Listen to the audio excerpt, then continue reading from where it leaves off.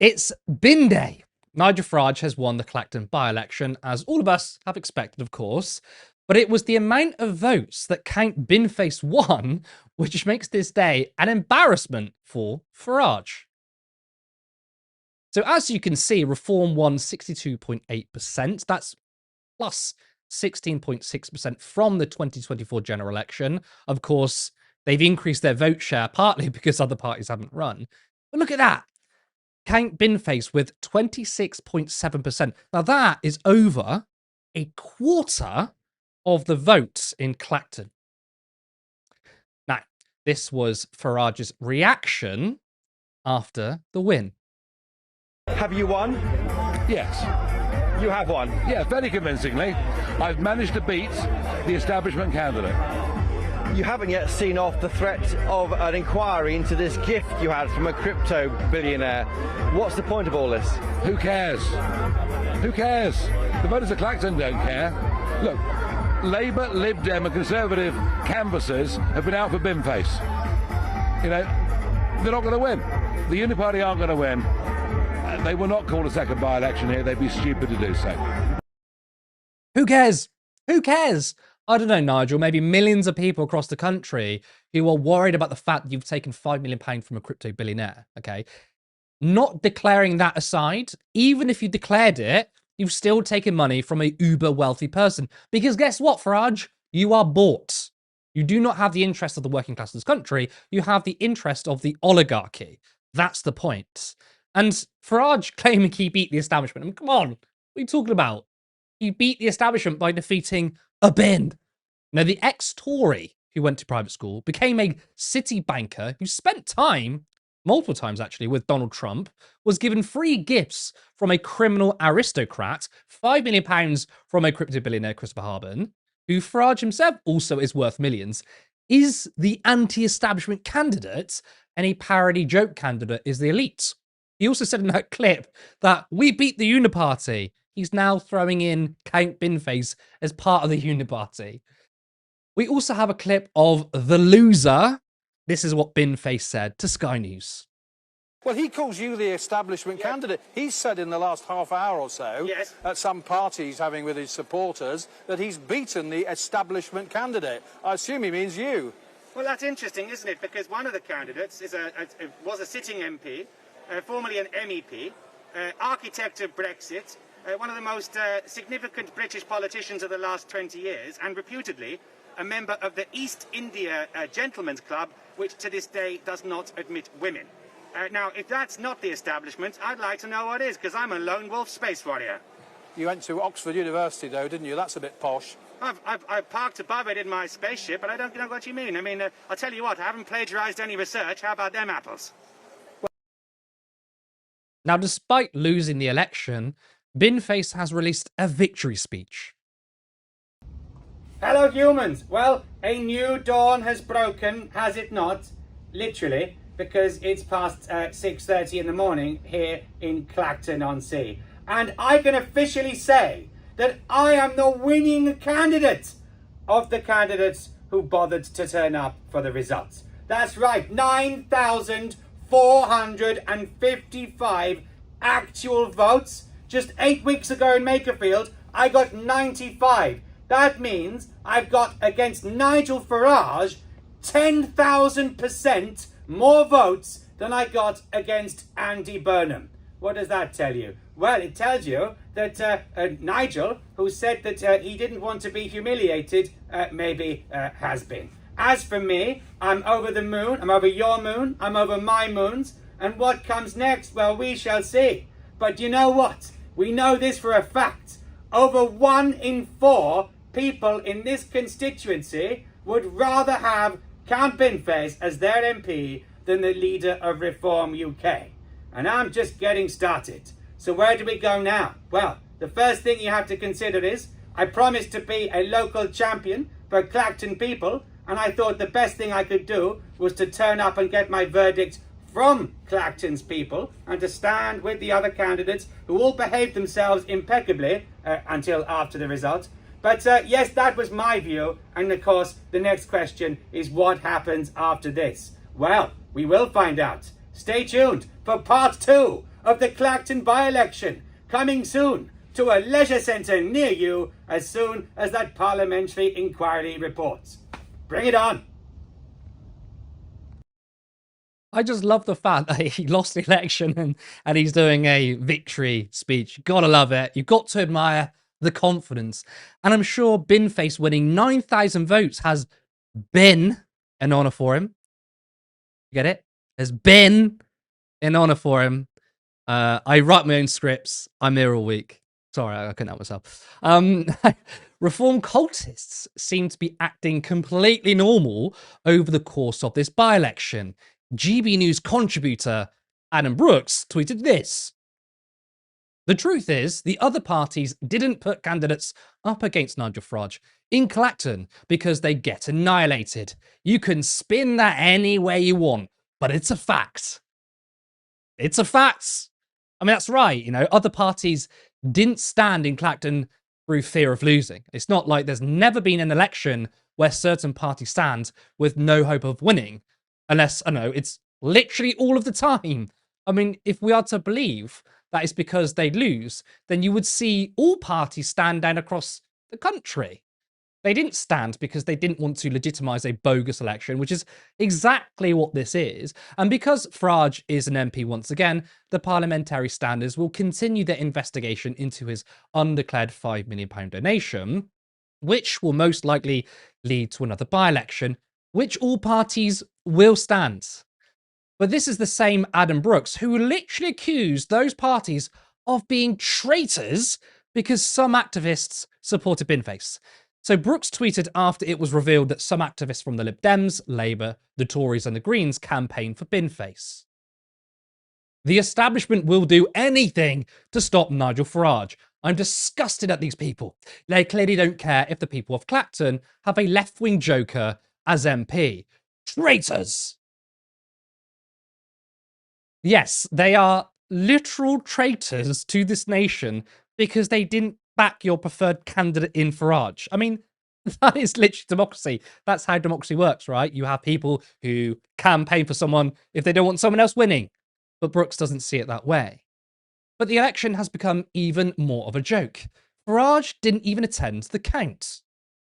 I regret to say, and by the way, I'm not scared of these people, far from it. But I'm damned if I'm going to stand on a stage having won a resounding victory, a ringing endorsement of all that I've tried to fight for and you try to fight for, and be demeaned and humiliated by nobodies. And I will not, sadly, be attending the count, which means I'm going to be here all night.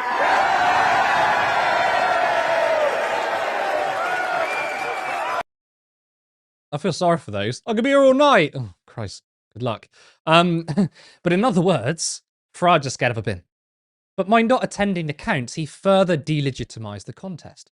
He then said that he was contacted by Essex Police, that there may be a campaign to disrupt. And I'm sad to say that after 33 years of being a candidate in active politics, I've been advised tonight by Essex Police that there is an organised campaign to disrupt and degrade the result that will take place in a few hours' time. And once again it shows you the sheer intolerance, the sheer loss of fundamental democratic principles that those that went before us fought in world wars to fight for and preserve. And this shows you why the battle that we're engaged upon in this great party, in this great movement of ours, is to get this country back to the values that it needs to be.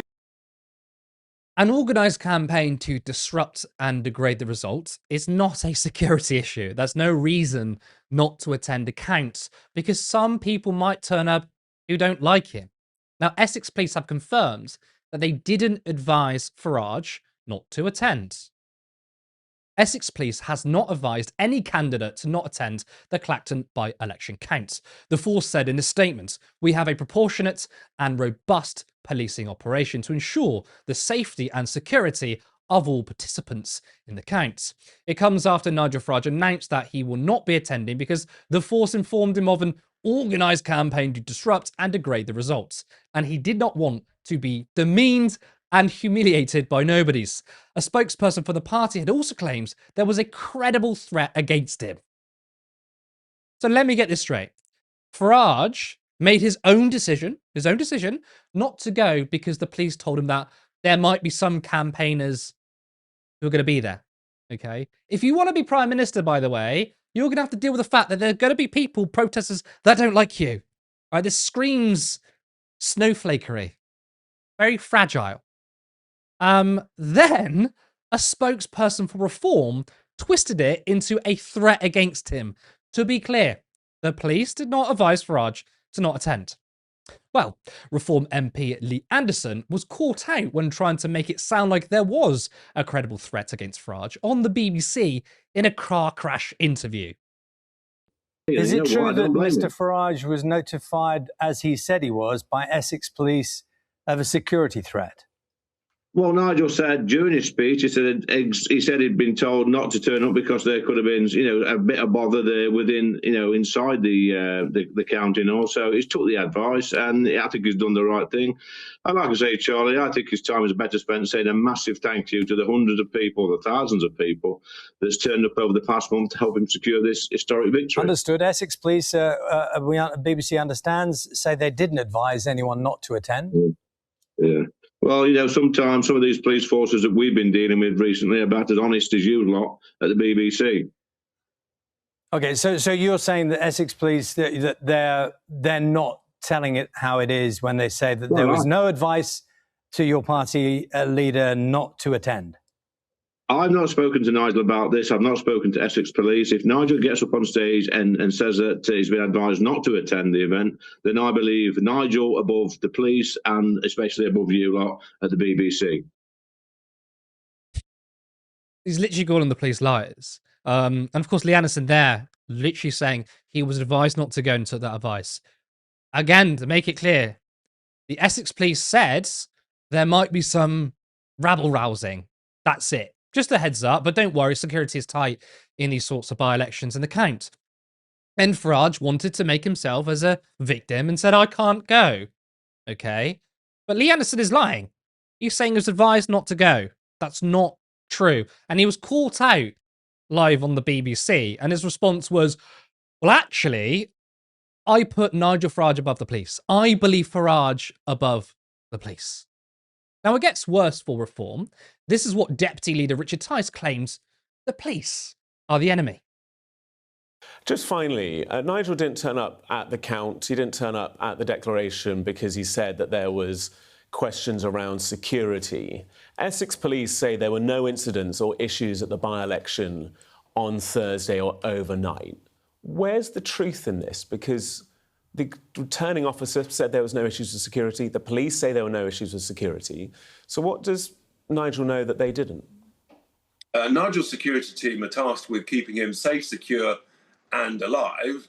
And their assessment, taking everything into account, and taking into account, Nigel would love to have been at the count. He'd have loved to have received that good news and that result in person. There's no one who believes more in the propriety of that process. But ultimately, it's their job to keep him safe, and they assessed that they couldn't guarantee that. And of course, it's one of those regrettable facts of where we're at. We have in recent weeks, tragically and horrifically, had one of our close friends, senior politician, murdered, and we've had the truth come out about an alleged firebombing in Nigel's home last year. So you will understand, and your viewers and listeners will understand, that we're very cautious about issues around safety and security for obvious reasons. They surely would, and I guess their next assumption, their next question would be, will you share that evidence that Nigel's security team say they have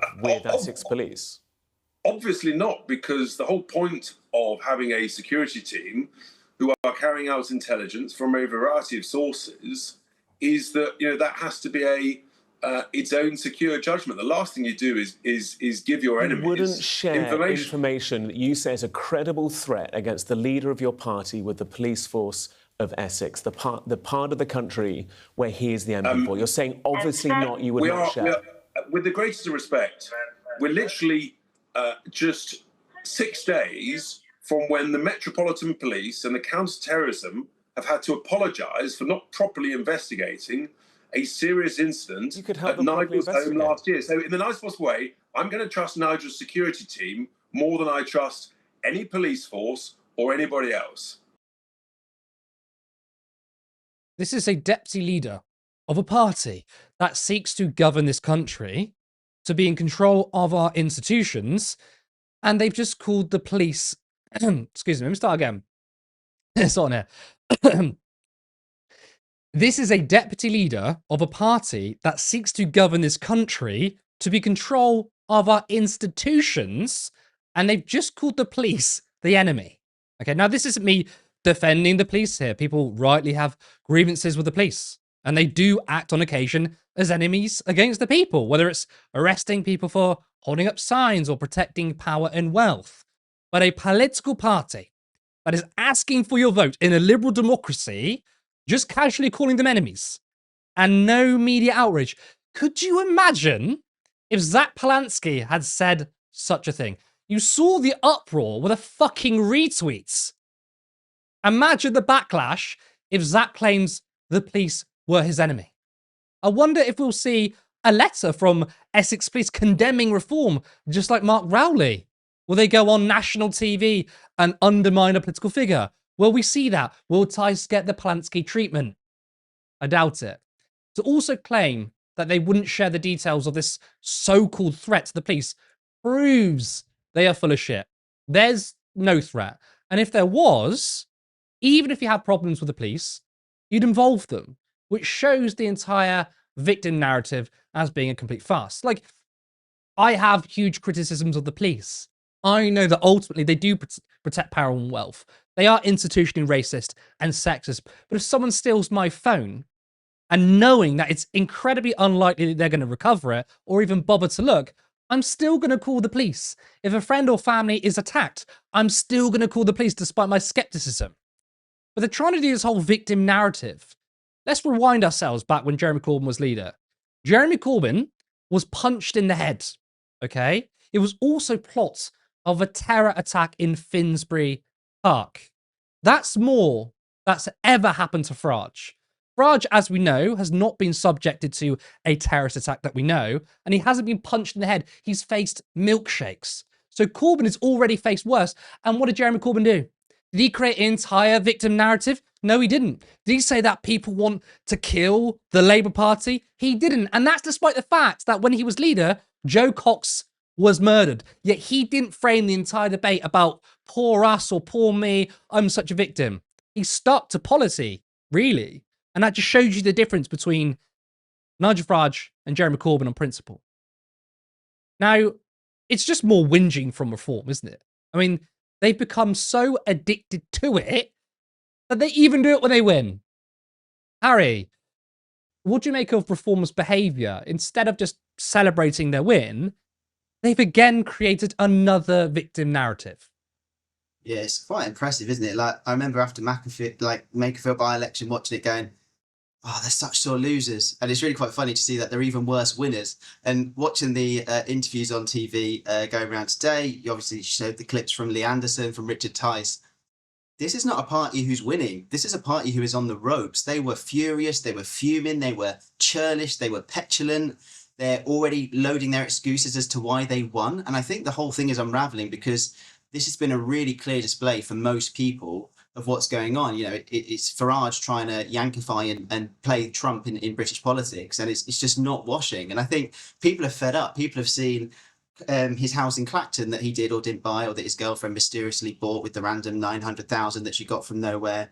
They've seen all the money coming around to Posh George. They've seen all the kind of the tax avoidance that both Farage and Tice have done. And that's not even including the money from Chris Harborne. And I think when all those chickens coming home to roost, he pulls this stunt to try and say, you know, like Trump says, well, it doesn't matter, I was in the Epstein files, it doesn't matter, I do this, this and this, I've got a mandate. And it's that Yankification of politics. Well, that doesn't give you a mandate to break the law. It doesn't give you a mandate to cheat parliamentary standards. It doesn't give you a mandate to continually lie to people. And look at the very first thing that he did when he won the election was he boycotted Clacton. He lied about his reason why, And then he called everybody that was there nobodies. Now, let's clarify who was there. His fellow candidates, the people who work for Clacton Council, running the service, and the volunteers who counted all the votes, and his own supporters, and he called them nobodies. And I just think the whole thing just reeks of like a party who doesn't quite know what they want, but they're not winning. And that's what they're not happy about, because the conversation is returning. Within like a few hours of him returning to Parliament, the Parliamentary Standards Committee resume their investigation, and he didn't get what he wanted. He wanted a fight against the big major parties. They boycotted it. He spent his summer raging against a bin, looking like an absolute loot. I mean, in American news this morning, it was like CNN called it what? Hard right populist, you know, battles trash can. Like, the world are mocking him, and he knows that he's on the back foot here. So I think the behaviour is ridiculous. I think being a sore winner is an even worse look than being a sore loser. And with regards to the security threats, this must be the most protected man on the planet. He's offered protection by Parliament. He's got £5 million from Chris Harborne to pay for his security. He's got that group of black shirt thugs that walk around with him wherever he goes. And he's still just using it as an excuse to get out of his very first duty, being re-elected to Clacton, which is to go to the count, to thank his fellow candidates, to thank the people who got him in there. And instead, he's gone to some privatised party that you call Farage Fest, which makes me sick a little bit just saying that phrase. So, I mean, the only good thing about his behaviour is that he's doing it live for everybody to see. I think it's a really good point you made out, actually, about the activists and the volunteers that turned up to the count, right? I mean, no one gets paid to count votes. And they've taken their time to be part of a political process. And Nigel Farage not bothering to turn up is kind of a spit in their face, isn't it? I mean, he can say what he wants about the other candidates. He can say what he wants about a guy who's pretending to be a bin. But I think it's a really good point.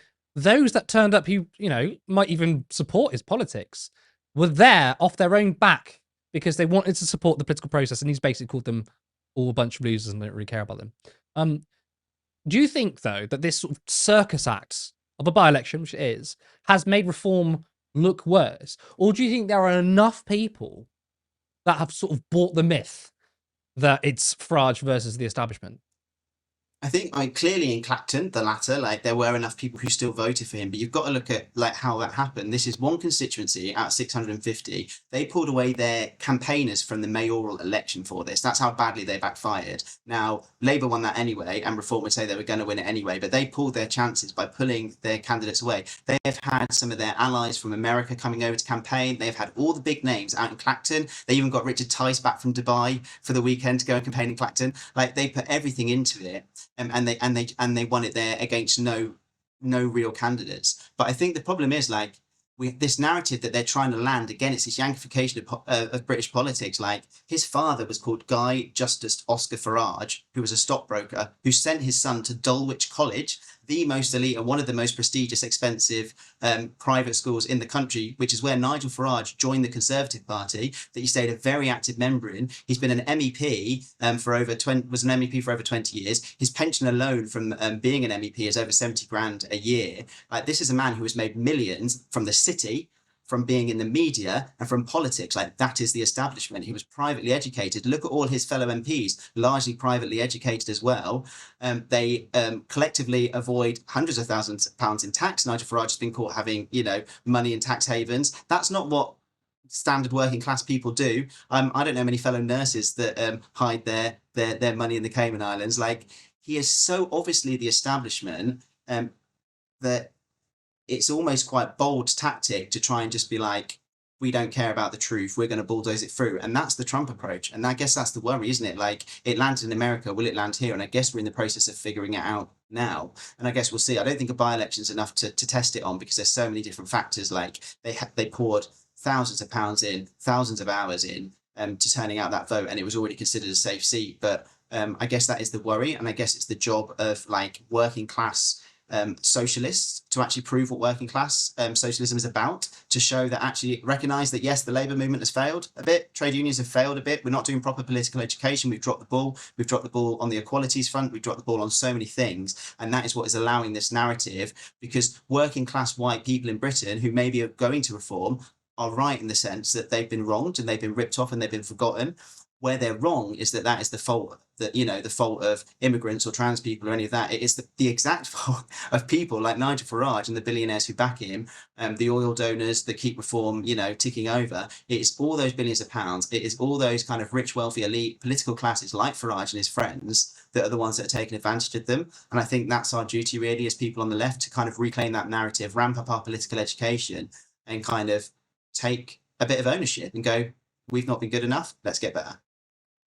Yeah, it's great points there. On the thing about Anne Widdecombe, right? I mean, it's plausible for people in Reform to say, look, you know, we are a targeted party because Anne Widdecombe was horrifically murdered, and she is a Reform member, or was a Reform member.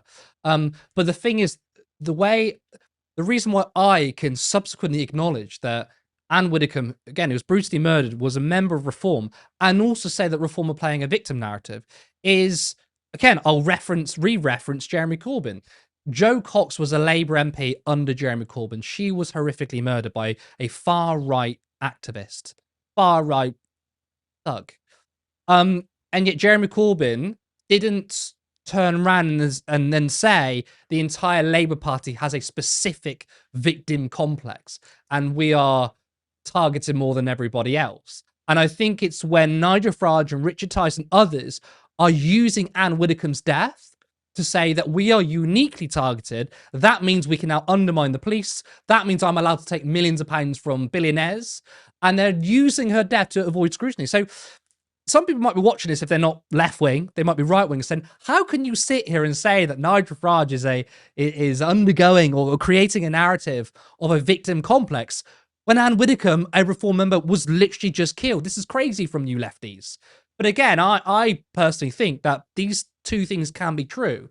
A horrific thing can happen, and the victim is right-wing, but also the right-wing and the right-wing party can absolutely weaponize it and still create a victim narrative. I think you're right that Farage, in a way, is the most protected, or one of the most protected MPs, because if we're to believe that he uses that £5 million for security, well, he's got more money than anybody else as an MP to pay for security. I wonder if he's using that money for security. I'm not sure.